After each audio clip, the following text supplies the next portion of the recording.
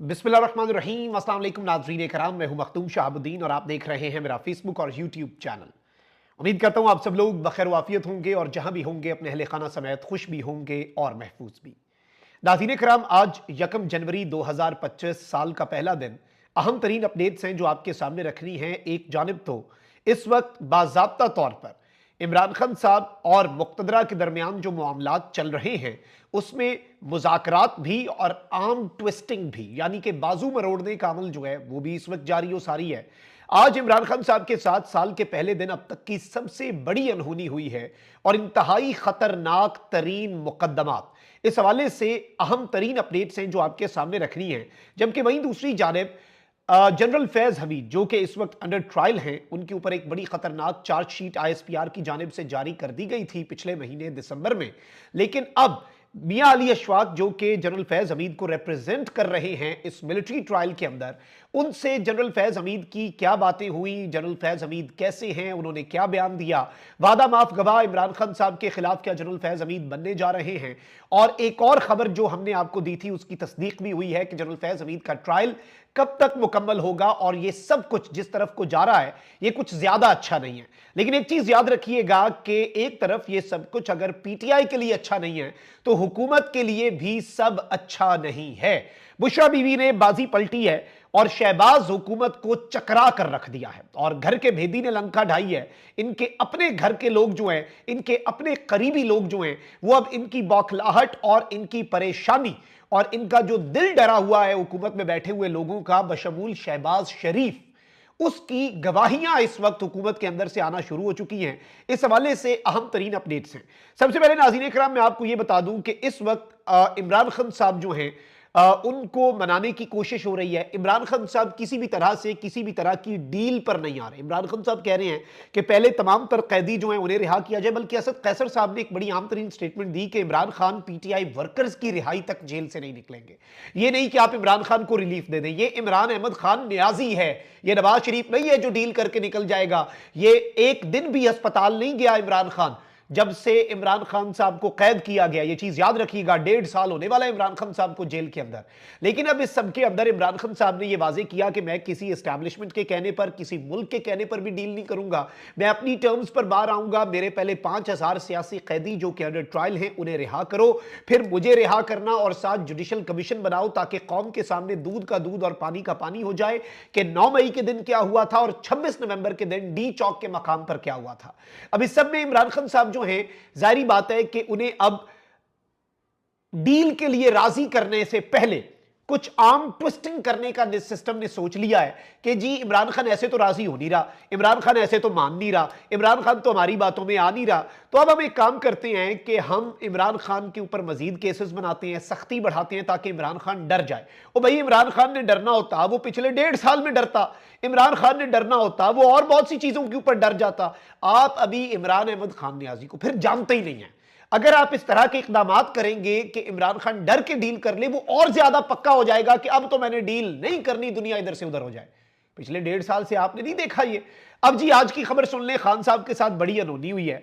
9 मई के वाकयात के बाद इमरान खान साहब को पंजाब की हुदूद में दर्ज 59 बेसिकली इमरान खान साहब के ऊपर पंजाब की हुदूद में जो दर्ज मुकदमात हैं उनमें से 26 मुकदमात में गिरफ्तार कर लिया गया है। अब यह गिरफ्तारी किस तरफ को इशारा है?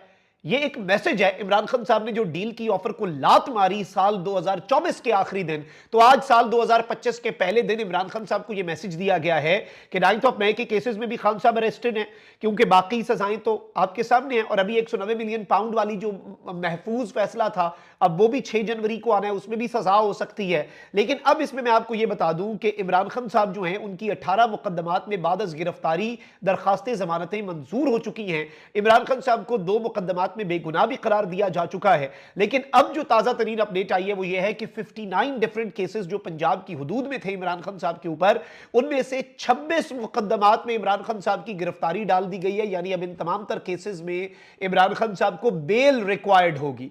ये क्यों किया जा रहा है ये आप खुद समझदार हैं कि किस तरफ को चीजें जा रही हैं और ये इमरान खान साहब को क्या इसमें से अचीव क्या करना है। अब एक खबर ये हो गई, दूसरी खबर पे आते हैं, क्योंकि खबरें ज्यादा, मेरी कोशिश है जल्दी जल्दी सारी चीजें आपके सामने रखूं। अंसार बासी साहब ने, मियां अली अशफाक जो कि बड़े काबिल वकील हैं, मुझे भी रिप्रेजेंट करते रहे हैं FIA के नोटिस में, ECL में जो मेरा और इमरान रियाज साहब का नाम था, उस केस में भी मियां अली अशफाक ने रिप्रेजेंट किया, और पाकिस्तान के अंदर एक बहुत बड़ा नाम बन के उभरे हैं मियां अली अशफाक, और इसमें कोई शक और शुबा नहीं है कि he is one of the most professional lawyers in Pakistan. अब मियां अली अशफाक साहब जो हैं, वो फैज हमीद साहब ने भी उन्हें चुना और एक प्रोफेशनल लॉयर के तौर पे वो उन्हें रिप्रेजेंट कर रहे हैं। अंसार बास साहब ने स्टोरी की है जिसमें मियां अली अशफाक जो हैं उन्होंने बड़े चशम कुशा हकाइक जो हैं वो सामने रखे हैं। और मैं आपको ये बता दूं कि मैंने तकरीबन 6 दिन पहले खबर दी थी आपको कि जनरल फैज हमीद का ट्रायल जो है it is a matter of few weeks now, और मैंने आपको कहा था कि जनवरी के दूसरे या तीसरे हफ्ते के अंदर जनरल फैज हमीद का ट्रायल मुकम्मल हो जाना है, और ये सब कुछ ट्रंप के आने से पहले पहले हो जाएगा। अब ये जो मैंने खबर दी थी उसकी तस्दीक भी आज कर दी है जी अंसार बासी साहब ने भी, और कहते हैं कि जी और ये बेसिकली मियां अली अशफाक साहब ने तवक्को जाहिर की है कि lieutenant general retired Faiz Hamid का फौजी ट्रायल आइंदा चंद हफ्तों में मुकम्मल हो जाएगा। द न्यूज से बातचीत करते हुए बैरिस्टर मियां अली अशफाक ने कहा कि वो इस केस में अपने 2 साथियों के हमरा जनरल फैज हमीद की वकालत कर रहे हैं। जब उनसे पूछा गया कि क्या जनरल फैज हमीद इमरान खान के खिलाफ सुल्तानी गवाह बनने जा रहे हैं, तो मियां अली अशफाक ने कहा कि मैं ऐसी किसी बात की तस्दीक नहीं कर सकता, क्योंकि मुकदमे की जो कार्रवाई है वो ऑफिशियल सीक्रेट एक्ट के दायरे में आती है। जब उनसे जनरल फैज के खिलाफ मिलिट्री ट्रायल के आगाज के बारे में पूछा गया तो उन्होंने इससे इनकार नहीं किया। उन्होंने यानी इस पर यह नहीं कहा कि नहीं जी ट्रायल नहीं शुरू हुआ। उन्होंने कहा कि मैंने मुख्तलिफ मीडिया रिपोर्ट्स देखी हैं जिनसे अंदाजा होता है कि ट्रायल शुरू हो गया है, मैं ऐसी खबरों की तरदीद की पोजीशन में नहीं, यानी आप समझ जाएं। ताहम उन्होंने तस्दीक की कि वो अपने 2 साथियों के हमरा इस केस में जनरल फैज हमीद की नुमाइंदगी कर रहे हैं। जब उनसे पूछा गया कि उनकी नजर में ट्रायल कब खत्म होगा, तो उन्होंने कहा कि चंद हफ्तों के अंदर यह ट्रायल खत्म हो जाएगा। जनरल फैज की जानिब से तहरीक इंसाफ की रहनुमाई करने के इल्जामात की सख्ती से तरदीद के हवाले से मियां अली अशफाक जो हैं उन्होंने कहा कि तमाम हकाइक और कही गई बातें बहुत वाजे हैं, यानी कि तहरीक इंसाफ की रहनुमाई करने के इल्जाम जो है उसकी सख्ती से जनरल फैज हमीद तरदीद करते हैं। और मैं आपको यह बता दूं कि यह एक अहम तरीन डेवलपमेंट है, जाहिर बात है। और मियां अली अशफाक साहब जो हैं उन्होंने बहुत सी बातें वो नहीं कर सकते, क्योंकि ये मुकदमा जो है इसके ऊपर वो ऐसे आके पब्लिकली नहीं बोल सकते, ये ऑफिशियल सीक्रेट एक्ट के जुमरे में आता है। लेकिन बहुत सी चीजें इसमें क्लियर हो गई कि एक तो ये कि सुल्तानी गवाह के हवाले से कोई ऐसी चीज अभी तक तो नहीं है। आगे जनरल फैज हमीद की मर्जी है, जाहिर बात है, मियां अली अशफाक का तो नहीं इसमें कोई अमल दखल, ये जनरल फैज हमीद का की चॉइस होगी। लेकिन ट्रायल चल पड़ा है, ट्रायल मुकम्मल होने जा रहा है। जनरल फैज हमीद जो है वो इनकारी हैं कि उन्होंने PTI की सरपरस्ती की, और इन इल्जामात की जनरल फैज हमीद जो हैं वो सख्ती से तरदीद कर रहे हैं। अगर तो वो सख्ती से इन इल्जामात की तरदीद कर रहे हैं तो आई डोंट थिंक कि वो वादा माफ गवाह बनेंगे, क्योंकि वादा माफ गवाह बनने के लिए आपको पहले एतराफ़ जुर्म करना पड़ता है, फिर आपको बताना पड़ता है कि चलें जी मुझे छोड़ दें, मैं आपको उससे भी बड़ा कल्प्रेट जो है वो पकड़वाता हूँ और आपको सारा प्लान बताता हूँ। तो अगर वो इनकारी हैं तो इससे डायरेक्टली या इनडायरेक्टली हम ये बात समझ सकते हैं कि all is not well for the system, अगर तो फैज हमीद के केस में इमरान खान साहब को रगड़ा लगाना है। अब जरा आगे चलते हैं जी। मैंने जो आपको बात कही कि शहबाज शरीफ साहब ने कल एक स्टेटमेंट दी थी और मैंने उस पर ब्लॉग भी किया सुबह अर्ली मॉर्निंग। मैंने आपके सामने ये नुक्ता रखा कि शहबाज शरीफ साहब इस वक्त परेशान हैं, और ये जो उन्होंने वसवसे वाली बात की है ना शहबाज शरीफ साहब ने कि जी हमारे बहुत मिसाली ताल्लुकात हैं, ऐसे ताल्लुकात तो इससे पहले हुए ही नहीं कभी एस्टैब्लिशमेंट और हुकूमत के, लेकिन कुछ वसवसे हैं। अब ये मानी खेज बयान था शहबाज शरीफ साहब का। अब इस सब के ऊपर नुसरत जावेद साहब, जाहिर बात है PTI के नाक़िद भी हैं, हुकूमत के करीब भी समझे जाते हैं। नुसरत जावेद साहब ने एक बहुत बड़ा क्लेम किया है और कहते हैं कि बुशरा बीबी, ये कल के शो में उन्होंने क्लेम किया और ये एक बहुत बड़ी खबर है। कहते हैं कि बुशरा बीबी बुलेट प्रूफ गाड़ी में अडियाला जेल के अंदर गई, वहां उनके साथ खैबर पख्तूनख्वा पुलिस का प्रोटोकॉल भी था। इसके बाद उनकी कॉन्फ्रेंस रूम में इमरान खान साहब से 1-on-1 तफसीली मुलाकात भी करवाई गई। इन मुलाकातों में तय किया जा रहा है कि हमने कौन सी चीजें माननी है और किन चीजों से पीछे हटना है, यानी असल चीजें जो है वो डिस्कस हो रही हैं और असल पैगाम जो है, असल मुज़ाकरात जो है वो बुशरा बीबी साहिबा वाला मामला। अब इस सब के अंदर मैं आपको ये बता दूं कि नुसरत जावेद साहब जो हैं उन्होंने वजीर आजम की मानी खेज गुफ्तगू पर मानी खेज गुफ्तगू कर दी है और कहते हैं कि इंतहाई ताकतवर वजीर आजम शहबाज शरीफ को वसवसे क्यों आने लगे। वसवसे तो शैतान डालता है। शहबाज शरीफ के इर्द गिर्द शैतान कौन है? वजीर आजम को पता लगा कि बुशरा बीबी प्रोटोकॉल से अंदर गई हैं तो वजीर आजम को वसवसे शुरू हो गए। रिपोर्ट्स मिल रही हैं तो वसवसे, इसलिए दुआएं कर रहे हैं कि क़यामत तक ऐसा ही रहे कि जी हमारे जो एस्टैब्लिशमेंट के साथ मिसाली ताल्लुकात हैं उनमें कोई तब्दीली ना आए।